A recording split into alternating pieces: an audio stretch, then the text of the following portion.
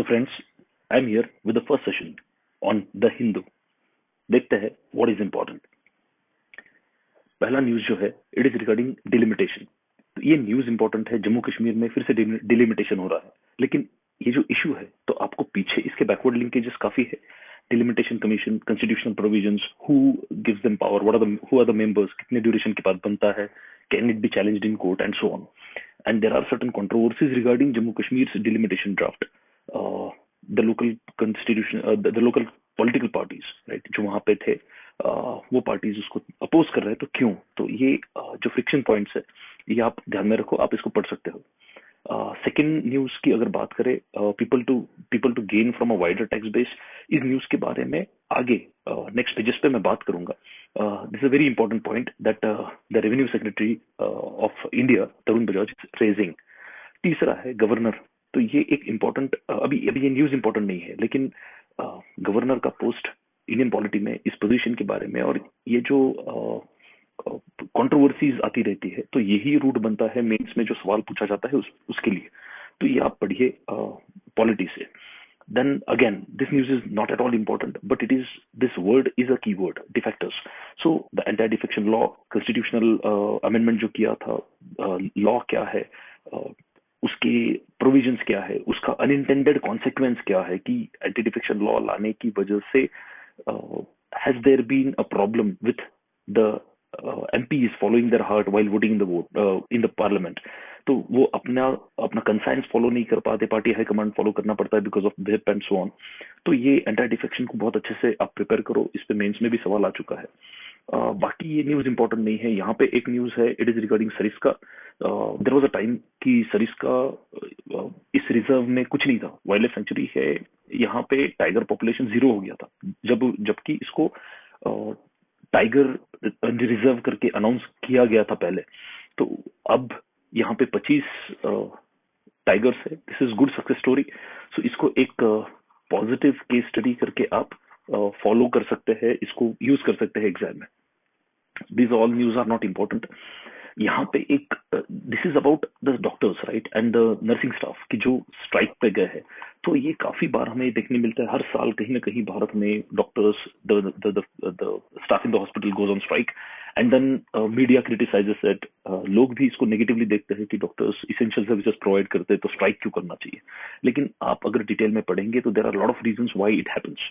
Rather मैं ये कहूंगा, not because that I am a medical doctor, but anyway, मेरा ये मानना है कि जो इसेंशियल सर्विसेज प्रोवाइड करते हैं उनके लिए जो सुविधाएं है, जो बेसिक एमिनिटीज है, ये प्रोवाइड करना सोसाइटी का ही नहीं, गवर्नमेंट का तो काम है ही.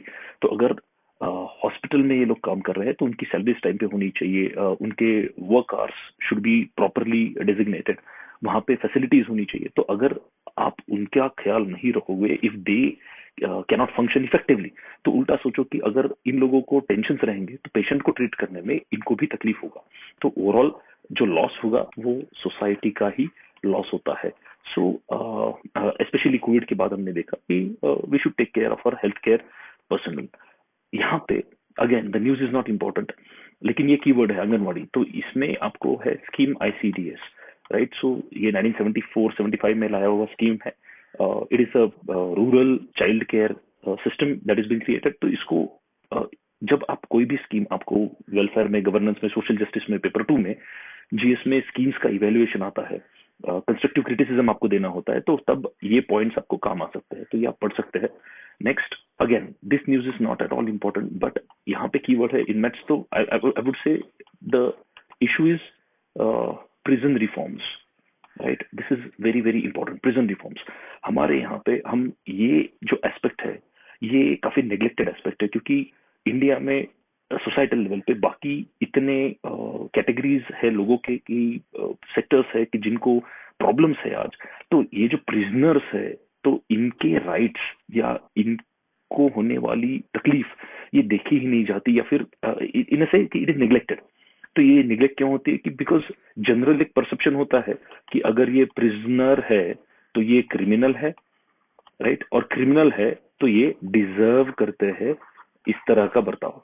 लेकिन ये एक बहुत प्रॉब्लमैटिक अंडरस्टैंडिंग है, इसको जस्ट वर्ल्ड बिलीफ कहते हैं साइकोलॉजी के टर्म्स में, विच इज रॉन्ग अंडरस्टैंडिंग, कि जहाँ पे हम ये सोचते हैं कि prisoner, every prisoner is criminal and every criminal should deserve this kind of treatment. ये सोच गलत है। हर प्रिजनर ये क्रिमिनल नहीं होता है। इंडिया में जितने लोग जेल में है, ज्यादा से ज्यादा लोग अंडर ट्रायल्स है, so they are not guilty unless proved otherwise. So ये अभी उनका गिल्ट प्रूव नहीं हुआ है कोर्ट में, और अगर वो क्रिमिनल होगा भी, फिर भी उनका कोई हक होता है। इस तरह का ट्रीटमेंट वो डिजर्व नहीं करते। तो ये एक इथिकल इशू है यहाँ पे। आप इसको पढ़ सकते हैं। Again, in this area, Rajasthan state has brought a separate agricultural budget. तो अब बहुत बार ऐसा होता है, यूपीसी सवाल नेशनल इश्यूज पे पूछता है, लेकिन काफी बार स्टेट्स के कुछ इनिशिएटिव्स होते हैं जो ग्राउंड ब्रेकिंग होते हैं, कुछ अलग होता है जो नेशनल लेवल पे इम्पैक्ट कर सकता है, या कुछ ऐसा होता है जो नेशनल लेवल तक हम स्केल कर सकते हैं। तो ऐसे इस पे सवाल आते हैं। तो यहाँ पे आपने ये पढ़ना थोड़ा डिटेल में जरूरी है कि इन्होंने क्या किया है। जनरली स्टेट लेवल पे हम क्या देखते हैं, पॉपुलिज्म देखते हैं, राइट। पॉपुलिस्ट टेंडेंसीज होती है कि हम सब फ्री प्रोवाइड करेंगे, वेवर्स देंगे, है ना, इलेक्ट्रिसिटी फ्री होता है, पंप्स फ्री होते हैं, लोन वेवर्स होते हैं। तो ये पॉपुलिस्ट मेजर्स आर रॉन्ग। ये लॉन्ग टर्म में एग्रीकल्चर का और देश का नुकसान ही करते हैं, और फार्मर्स का तो नुकसान ही नुकसान होता है। शॉर्ट टर्म में only the people who are powerful and for example large farmers, right, ऐसे जो स्टेप्स होते हैं ये लार्ज फार्मर्स को ही बेनिफिट करते हैं। तो इसलिए ये एग्रीकल्चर बजट आप देख सकते हैं कि ये बजट में एग्जैक्टली इन्होंने क्या किया है। If it is constructive it's good, it can be scaled up at national level. अगर कंस्ट्रक्टिव नहीं होगा, पॉपुलिस्ट होगा, तो उसका क्रिटिसिज्म भी हमको आना चाहिए। Next news, again this news is not at all important. ये सिर्फ इसके लिए मैंने किया कि official electric vehicles, so the change begins at the top. So it's a good example.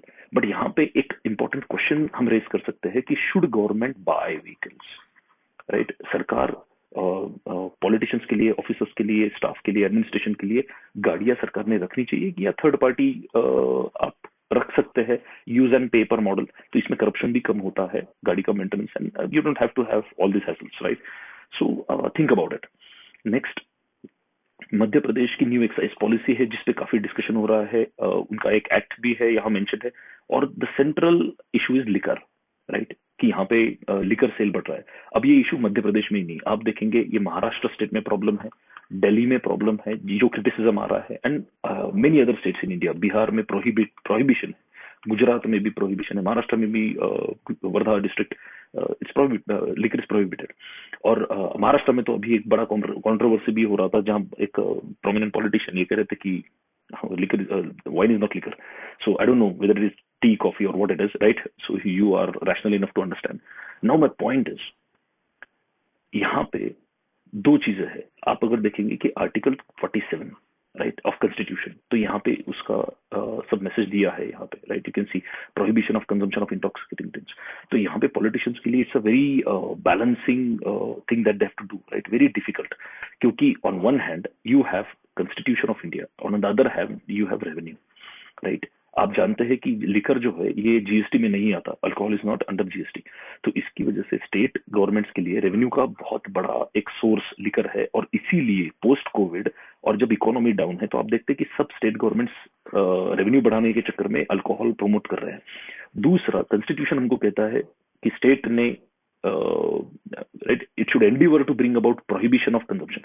So they are caught between this. So it's a dilemma that they're facing, and this is a dilemma not only what governments are facing. It is you also who has to take a stand for the examination.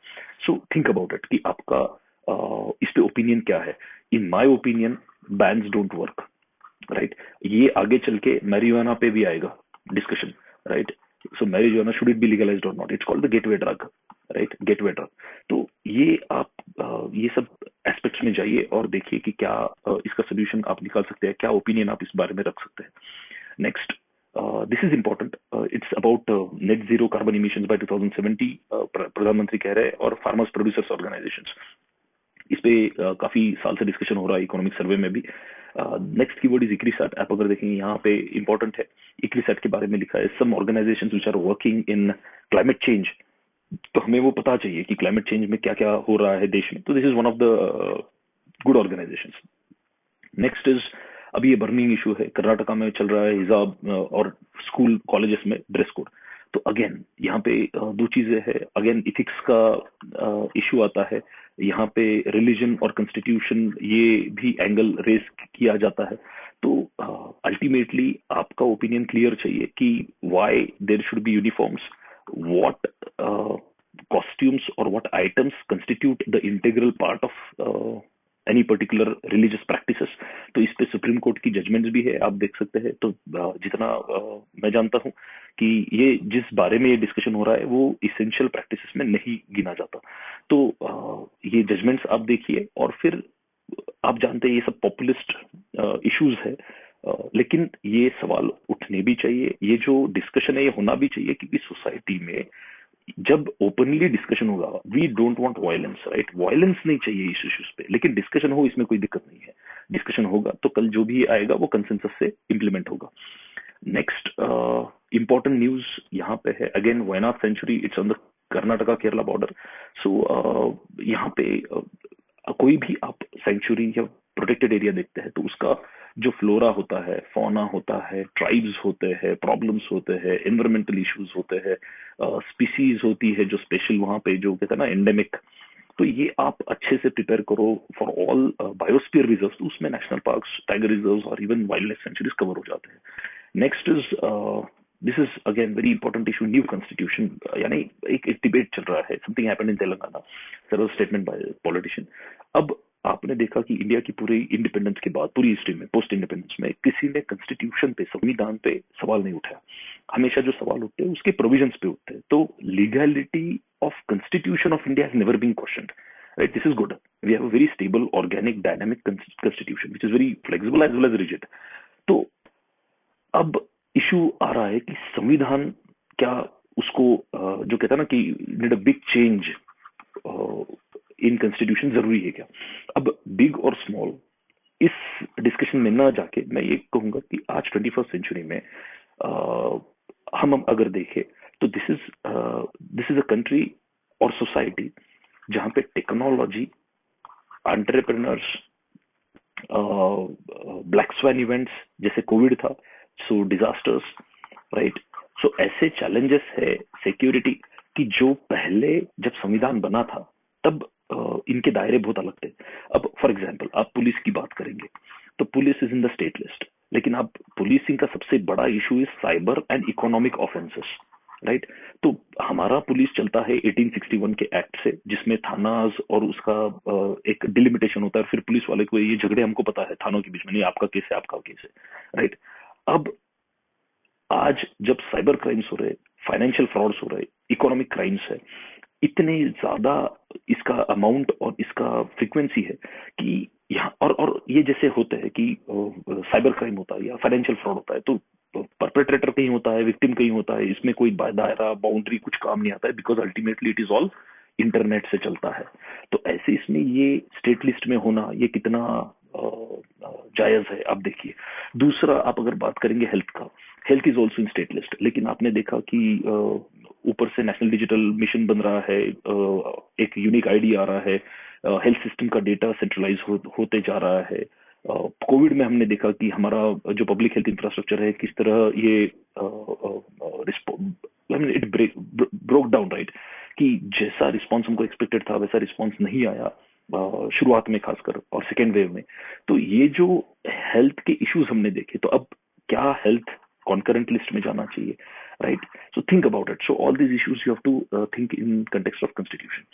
अब यहाँ पे बहुत ज्यादा कुछ इस news में नहीं है, लेकिन अब ये न्यूज में है तो आप इनके बारे में थोड़ी इंफॉर्मेशन ले सकते हैं। इनका स्टैच्यू आया है, आर्ट एंड कल्चर हमारा पार्ट है, सोशल रिलीजियस रिफॉर्म मूवमेंट्स भी है। दूसरा इनइक्वालिटीज का इशू प्राइम मिनिस्टर रेज कर रहे हैं। Obviously this is one of the most important issues. इसमें मैं आपसे कहूंगा कि you can read about Thomas Piketty's work on inequality. Next आप अगर इसराइल की बात करते हैं, ये न्यूज बिल्कुल इंपॉर्टेंट नहीं है। यहाँ पे सिर्फ मैं कहूंगा कि India and Israel relationship it has grown a lot and getting new perspectives, not only just defense cooperation। तो इसको आप अच्छे से पढ़ सकते हैं। अब यहाँ पे जो न्यूज है, Kashmir scribe sent to 10-day police custody, again ये न्यूज बहुत इंपॉर्टेंट नहीं है, राइट, लेकिन इसमें दो एंगल है। एक है कि journalism, so journalism has to be free, right? Freedom होना चाहिए प्रेस को, right? It's part and parcel of your article 19 which is fundamental right. लेकिन इसमें दूसरी भी एंगल है कि देर इज आर्टिकल 19 का क्लॉज डी भी होता है कि जिसको रीजनेबल रेस्ट्रिक्शंस कहते हैं, right? National security reasonable restrictions. So national security है, राइट? पब्लिक ऑर्डर है, मोरालिटी है, और बहुत चीजें आती है। तो अब ये लाइन ड्रॉ करना मुश्किल है, राइट? और ये कोर्ट ही कर सकता है, कोर्ट जस्टिफाई करता है। तो ये जो है पुलिस को कस्टडी में है, और ये दो इसके एंगल है जो आपको सोचने चाहिए। नेक्स्ट, दिस ये सब इंपॉर्टेंट नहीं। यहाँ पे एक इंपॉर्टेंट न्यूज है अफ्स्पा। नो, अफ्स्पा ये कंट्रोवर्सी में काफी साल से रहा है, रादर जब से आया है तब से इस पे कंट्रोवर्सीज आती जाती है। जो स्टेट्स में है तो वहां पे एक टर्म यूज होता है that is called disturbed area. तो आपको ये पढ़ना जरूरी है इस एक्ट के बारे में, इसके प्रोविजंस के बारे में, जो केसेस हुई है जहाँ पे ह्यूमन राइट वायलेशंस के there are there are cases where it is alleged, है ना? Alleged cases of human right violations. तो ये आपको पढ़ना जरूरी है, और आपका भी एक ओपिनियन होना चाहिए कि जब आप ह्यूमन राइट या इंडिविजुअल के बारे में बात करते हैं तो फिर नेशनल सिक्योरिटी कहाँ आता है? तो you have to balance between this two, right? किसको प्राइमेसी देना चाहिए, नेशनल सिक्योरिटी को या privacy, individual privacy, human rights, इनको? तो ये आपको अगेन एक इथिकल डायलेमा है जो आपको सॉल्व करना है। Next, there is a term called star campaigners. तो ये इलेक्शन कमीशन ही ऐसा टर्म यूज करता है, तो आप एक बार पढ़ लीजिए कि क्या है और उनके राइट्स क्या होते हैं। नेक्स्ट, ये अगेन ये न्यूज बहुत इंपॉर्टेंट नहीं होगा, लेकिन ये जो इशू है ना, इट्स वेरी इंपॉर्टेंट बिकॉज आज भी हमारे यहाँ unemployment is a major issue, right, in India. And India is one of the youngest nations, right, when we take the average age in India. तो यहाँ पे इंडिपेंडेंस के 75 साल बाद आज भी अगर भारत में government job is your only hope ऐसा अगर बोला जाता होगा, तो definitely there is something wrong with your economy, your polity and your society. कुछ तो बहुत बहुत सीरियस गलत हो रहा है कि आज भी इतने सालों बाद हमारा only hope of youth is government job, अगर ऐसा कहीं है तो ये दिखाता है कि society is backward, your economic system has not been able to generate jobs. और आज जो इकोनॉमी है जो चल रही है एंटरप्रेन्योर्स पे, नॉलेज पे, टेक्नोलॉजी पे, राइट, इनोवेशन पे, तो फिर ये सब कहाँ आता है? जब ये एक साइड में आप देख रहे हैं कि companies after companies are getting a unicorn status, right? Startups की हम बात करते हैं, ये सब एक साइड में चल रहा है इंडिया में, और दूसरे साइड में ये हम बात कर रहे हैं, राइट? ऐसे बच्चे जो आप भी यूपीएससी प्रिपेयर कर रहे हैं, मैं आपकी बात नहीं कर रहा हूँ, but just on a lighter note, generally even आपकी भी बात कर रहा हूँ कि गवर्नमेंट में अगर आप जाना चाहते हैं because of a social motive, working for the government, आपको वो जॉब प्रोफाइल पसंद है, इट्स ऑल गुड। लेकिन आज if this is only hope then there is something wrong. कि एक हाथ पे अगर इंडिया इतना प्रोग्रेस कर रहा है, इनोवेशन चल रहा है, क्रिएटिव डिस्ट्रक्शन चल रहा है, उस वक्त लोग 4-4, 6-6 साल बैठ के अगर सिर्फ एक ही एग्जाम का प्रिपरेशन कर रहे हैं, जबकि उनकी स्किल्स में या सर्टिफिकेशन में कोई बढ़ोतरी नहीं आ रही है, ये नीचे ही जा रहा है, तो फिर ये सिर्फ उस एक इंसान का या इंडिविजुअल का लॉस नहीं है, it's a colossal waste of national resources, right? तो ये इस पे आप सोचिए। Next is WTO. WTO is very important issue. इसमें न्यू इश्यूज क्या है, ऐसा एक टर्म है वहां पे, न्यू इश्यूज क्या है, इंडिया का स्टैंड क्या क्या है इन इश्यूज पे, and why this is a stand of India, you need to read about it. ये जो इशू है NMC clever fees, again the news is not important, but मैंने क्यों मार्क किया है कि ये एक बहुत लार्जर इशू है इंडिया के कंटेक्स्ट में, कि what should be the role of government. Should government get into price determination, right, and fixing ceiling of prices, right? So economy में गवर्नमेंट का इंटरवेंशन कितना होना चाहिए। और हम अगर बात कर रहे हैं फीस की, तो ये कितना सही है कि एक प्राइवेट कॉलेज है, वो अपना एजुकेशन वो चला रहे हैं, तो उसमें गवर्नमेंट का इंटरवेंशन कितना होना चाहिए। अब मैं ये सपोर्ट नहीं कर रहा हूँ कि डोनेशन होने चाहिए, फीस बहुत ज्यादा होने चाहिए, ऐसा नहीं है, लेकिन गवर्नमेंट ने प्राइस फिक्स करने चाहिए, या एक ऐसा रेगुलेटरी सिस्टम गवर्नमेंट ने बनाना चाहिए कि जहां पे प्राइजेस एक रेगुलेटर ने गवर्नमेंट ने एक रेगुलेटर बनाना चाहिए कि जो ये इंश्योर करेगा कि प्राइवेट कॉलेजेस या ऐसे जो कॉलेजेस होते हैं यहाँ पे स्टूडेंट्स का एक्सप्लॉयटेशन ना हो और माल प्रैक्टिसेस ना हो, राइट। जो फीस सेट हो वो प्रॉपर एक क्राइटेरिया होना चाहिए जिसपे फीस सेट हो। तो आप सोचिए कि government's role as a regulator and government directly fixing prices और फिक्सिंग फीस, सो इसमें थोड़ा डिफरेंस है। तो you can have your own opinion on this. Again this is not important, ये नया नाम है, आई मीन news about Corbevax, so read about it उसके बारे में। नेक्स्ट ये आपको स्कीम्स का इवेल्युएशन है ना, you are suppose to do constructive criticism of various schemes, right, welfare schemes। तो अभी उड़ान इज अ नाइस स्कीम, 3 साल बाद अभी उसका काफी डेटा आया है, आप वो पढ़िए और देन एक कंस्ट्रक्टिव क्रिटिसिज्म आप उस स्कीम का एग्जामिन कर सकते हैं। अभी यहाँ पे issue Russia Olympics, China, the issue is चाइना's aggression, Russia's aggression, Ukraine issue, NATO, right, and the record of America, which has not been very clean, right। तो और ये इतने सब प्लेयर्स है, तो इसमें सबसे important is India, where does India stand, right. जो चल रहा है, मतलब हम कहेंगे कि Russia wants to invade Ukraine, there is no doubt about it। Ukraine wants to join NATO, there is no doubt about it। Ukraine is fearful of Russia, there is no doubt about it। NATO wants to get closer to Russia, no doubt about it, right। China wants to stand by because it is enjoying this game where UK, USA and Europe gets embroiled into a new controversy, right। यहाँ पे एक नया controversy और China से ध्यान हटता है, तो ये तो चाइना के लिए अच्छा है। लेकिन ये जब होता है, रशिया अटैक करता है यूक्रेन पे, अगर ऐसा होता है, वायलेंस होता है, वॉर होता है, तो चाइना पे से ध्यान हटता है लोगों का, और चाइना की जो एक्शन है against India, they get strengthened, right. So ultimately this is all about China and it is going to have impact on India. तो ये आप ध्यान से पढ़िए। ये भी न्यूज इसी न्यूज का पार्ट है कि जहां पे यूएस के ज्यादा ट्रूप्स आ रहे हैं, आ भी गए हैं। नेक्स्ट ईरान, सो यहाँ पे एक कीवर्ड है, यू रीड अबाउट इट, इसको पीछे जाके आप पढ़िए कि जेसीपीओए क्या है, right. It was a deal जो ईरान के साथ बराक ओबामा ने साइन किया था, फिर ट्रंप ने उसको वापस लिया था। अब अमेरिका क्या अलग करने की कोशिश कर रहा है, न्यूक्लियर नॉन प्रोलिफरेशन क्या है, तो ये सब आपको पढ़ना पड़ेगा। नेक्स्ट म्यांमार, अब ये अगेन न्यूज हमारे लिए बहुत इंपॉर्टेंट नहीं है, लेकिन ये एक लार्जर इशू है डेमोक्रेसी के बारे में, right. It is about democracy versus authoritarian regimes, right. कि वो कहता ना कि benevolent dictatorship, so democracy is better than benevolent dictatorship. तो जब डिक्टेटर होता है, गवर्नमेंट नॉन अकाउंटेबल होता है, तो फिर इस तरह के क्रैकडाउन्स होते हैं, और हम देखते हैं कि म्यांमार में क्या चल रहा है। तो ये एक केस स्टडी करके आप यूज कर सकते हो। नेक्स्ट न्यूज़पेपर में हमको काफी ऑर्गेनाइजेशंस की जो साइंस एंड टेक्नोलॉजी में डील करते हैं ऐसे नाम आते हैं, तो इनको नोट करना चाहिए, उनका काम देखना चाहिए। बाकी यहाँ पे this PCR and RTPCR both are keywords. RTPCR क्या है आपको पता चाहिए, पॉलीमरेज चेन रिएक्शन, इसके बारे में भी आपको इन्फॉर्मेशन चाहिए, तो ये भी आप ध्यान से देखिए। लेकिन if the article gets too technical ना, बहुत ज्यादा टेक्निकल होने लगता है, तो फिर आप देखिए, आपको जितना उसमें से पॉसिबल है आप उसको पढ़िए। अगर नहीं समझ में आता है या बहुत ज्यादा टेक्निकल है, तो यूपीएससी भी वो सवाल पूछने के चांसेस थोड़े कम होते हैं। तो ये जो बॉक्स में दिया होता है, ये आप पढ़ सकते हैं, दिस इज इनफ।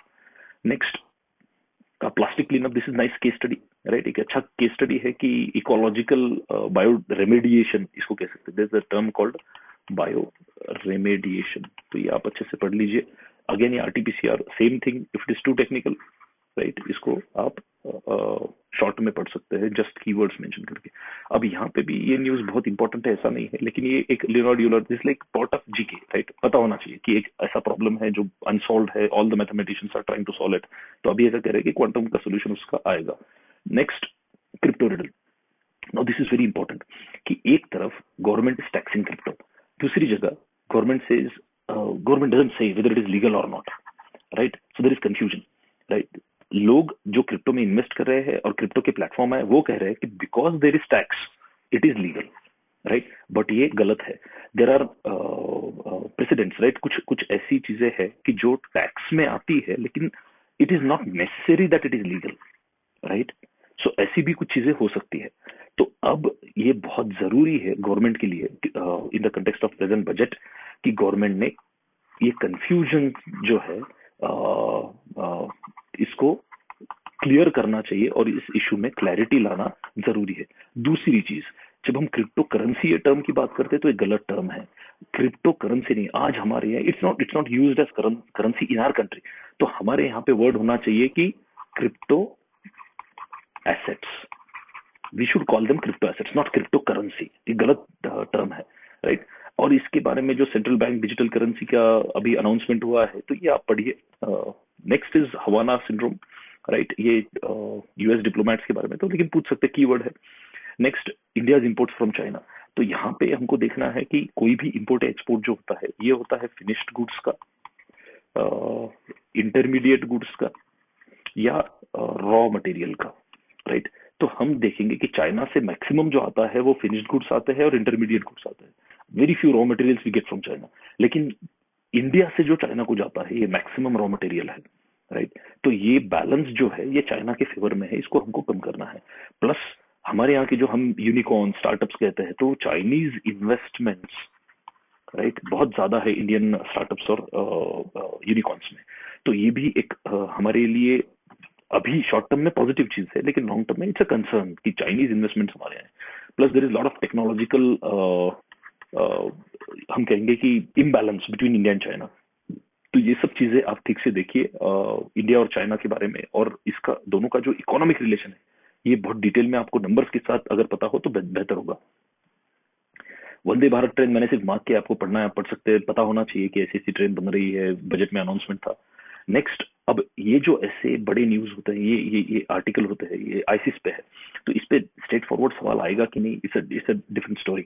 लेकिन ये अगर हम पढ़ते हैं तो हमको ऐसे लिखने के लिए, जीएस के आंसर्स लिखने के लिए, इथिक्स के लिए फायदा होता है। प्लस इंटरव्यू के लिए भी फायदा होता है कि कुछ चीजें हमको इन डेप्थ पता होती है। तो अगर आपको नेशनल सिक्योरिटी और टेररिज्म ऐसे इश्यूज में इंटरेस्ट है तो आप जरूर पढ़िए, या इवन रिलीजन। नेक्स्ट, ये रशिया के बारे में है, पर्सनालिटी पे है, तो इतना आपको उसमें डिटेल जाने की जरूरत नहीं है। इवन यहाँ पे डिप्लोमेट्स, जो अभी पाकिस्तानी एनवॉय था यूएस में, he is known to have good soft spots for jihadis. So if you have interest in personalities, थोड़ा टाइम है आपके पास तो आप पढ़ सकते हो। अदरवाइज एग्जाम के लिए direct straight forward is not necessary. Again this is not an important यहाँ पे। ये मैंने फर्स्ट पेज पे आपसे कहा था कि मैं एक्सप्लेन करूंगा। तो देखो, ये हमारे जो रेवेन्यू सेक्रेटरी है ये कह रहा है कि we could provide relief to people if tax base was wider. So इनका लॉजिक सिंपल है, right, that we have high taxes as of now because less number pays taxes. So high taxes will give revenue, and if the revenue is high, we'll be able to give relief. So there will be low taxes, right, for people. We'll reduce income taxes or other taxes for people. Now, इसमें problem क्या है? Think about this, the logic of this understanding, कि high taxes will give revenue, there is no doubt, but it is in short term. ये जो revenue आएगा ये आपको relief देगा या लो टैक्सेस होंगे, ये बहुत बात की बात है, right. I am not doubting what he saying, but what he saying is correct in only short term, right. इसके नेगेटिव इंपैक्ट ज्यादा हो सकते हैं। आप सोचिए कि आप हाई टैक्सेस इसलिए रख रहे हैं कि आप उसको कम नहीं कर सकते, क्यों? आप रेवेन्यू कम नहीं करना चाहते, और आप कह रहे हो कि जब रेवेन्यू बढ़ेगा तब हम रिलीफ देंगे, लो टैक्सेशन रेट्स कम करेंगे। लेकिन आप सोचिए, अगर हाई टैक्स है तो इसका इंडिविजुअल पे बिहेवियरल इंपैक्ट क्या होता है कि it leads to avoidance and evasion. Avoidance is legal, evasion is illegal. So tax avoidance और टैक्स इवेजन बढ़ता है हाई टैक्सेस की वजह से। दूसरा, बिजनेसेस शिफ्ट आउट, राइट। आपने देखा होगा फ्लिपकार्ट का हेडक्वार्टर इंडिया में था, बाद में सिंगापुर में चले गया। तो इस तरह जो कंपनी सक्सेसफुल हो रही है, ग्रो हो रही है, सब इंडिया छोड़ के हेडक्वार्टर्स बाहर लगाते हैं। The reason is, and new businesses don't come, right. India में बहुत नए बिजनेसेस बहुत ताकत से नहीं आते हैं क्योंकि टैक्स रेजिम हाई है, उनको पता है कि यहाँ पे हाई टैक्स रेजिम है। तीसरा, इन्वेस्टमेंट्स, राइट। इन्वेस्टमेंट्स भी कम हो जाती है क्योंकि अगर मेरा इन्वेस्टमेंट कोई कंट्री में मुझे करना है, से I am sitting in US, तो मैं सिंगापुर, वियतनाम, फिलीपींस या ऐसी कोई कंट्री, राइट, जहां पे कंपैरेटिवली अगर टैक्सेस कम हो तो आई वुड प्रीफर, राइट? तो ये जो चीजें हैं, ये इसके नेगेटिव इम्पैक्ट हो सकते हैं जो लॉन्ग टर्म में आपका रेवेन्यू कम करेंगे, राइट? तो फिर आप कैसे रिलीफ दोगे, राइट? ये तो आप ऐसा सपना दिखा रहे हो कि ये होगा या नहीं पता नहीं, क्योंकि ये सब चीजें अगर नेगेटिव इम्पैक्ट हो गए तो फिर रेवेन्यू जिस स्पीड से बढ़ना चाहिए उस स्पीड से बढ़ने के चांसेस थोड़े कम हो जाते हैं। तो क्या कर सकते हैं? पब्लिक पॉलिसी क्या कहता है? पब्लिक पॉलिसी कहता है कि आप इनिशियली लो टैक्सेस रखिए और वर्क ऑन टैक्स एडमिनिस्ट्रेशन या टैक्स कैपेबिलिटी। यानी हमारा सिस्टम इतना फुल प्रूफ बनना चाहिए, पहले टैक्सेस लो रखिए, तो अगर टैक्स लो है तो बेस विल बी वाइडर, ज्यादा लोगों को आप टैक्स कर पाएंगे। So keep taxes low and have a wider base. Improve your tax administration capability, कि कोई इवेड ना कर पाए, इलीगली छूट ना जाए। तो अगर हमारा टैक्स एडमिनिस्ट्रेशन इफिशिएंट बन जाता है, कैपेबल बन जाता है लो टैक्सेस पे, तब हम धीरे धीरे टैक्सेस बढ़ा सकते हैं, राइट? तो रेवेन्यू आएगा, अश्योर्ड आएगा। So this is how reforms और public policy says this thing should be handled. Think about it, these are two perspectives. मेरा काम आपको पर्सपेक्टिव देना है, आप सोचिए। नेक्स्ट, अभी ये स्पोर्ट्स के न्यूज है, इसमें मैंने ज्यादा कुछ मार्क किया नहीं है। Next is Dholavira. तो ये तो मैं कहूंगा कि it is very very important, right? कि ये लोकेशन कहाँ है, इसको हड़प्पन सिविलाइजेशन जो एंशिएंट इंडस वैली सिविलाइजेशन का पार्ट है, फिर इसमें कहाँ क्या मिला था, क्या क्या स्ट्रक्चर्स है, ये सब आपको पढ़ना है। So this is all from my side for today's Hindu. Keep reading, keep watching, subscribe to this channel, put the notification on. See you again tomorrow. Thank you.